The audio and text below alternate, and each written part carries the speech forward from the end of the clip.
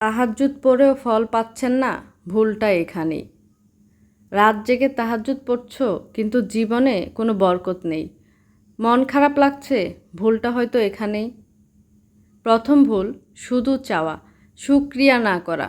আমরা তাহাজ্জুদে গিয়ে শুধু বলি আল্লাহ এটা দাও ওটা দাও, কিন্তু আল্লাহ যেটা দিয়েছেন তার জন্য 2 মিনিট শুকরিয়া করি না। শুকরিয়া না করলে নতুন নিয়ামত আসে না।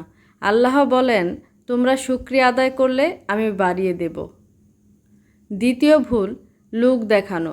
কাউকে বলে বেড়াচ্ছ আমি তাহাজ্জুদ পড়ি, আমি রাতে উঠি, তাহলে সেটা ইবাদত থাকলো না, রিয়া হয়ে গেল।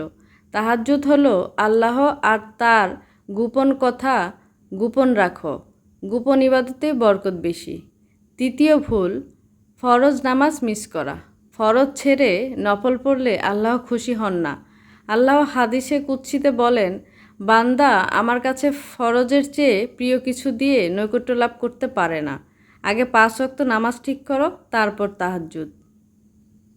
আরেকটা বিষয় মনে রেখো, তাহাজ্জুদ পড়ে গুনাহ করলে সেটা দ্বিগুণ ক্ষতি। রাতে আল্লাহর সামনে দাঁড়িয়ে দিনে আবার গুনাহ করলে দোয়া আটকে যায়। আজ থেকে নিয়ত বদলাও।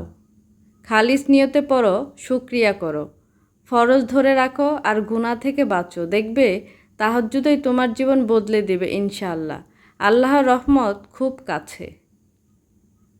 একটা কথা মনে রেখো, তাড়াহুড়া করা 2 রাকাত পরেই ভাবো হয়ে গেল, অথচ তাহাজ্জুদের আসল স্বাদ হলো দীর্ঘ সিজদা, দীর্ঘ দোয়া, আল্লাহর সামনে মন খুলে বলো, সময় নিয়ে বলো। একদম তাড়াহুড়া করবে না।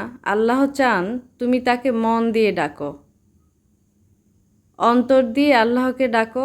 নিশ্চয়ই তিনি তোমাকে ফিরিয়ে দিবেন না।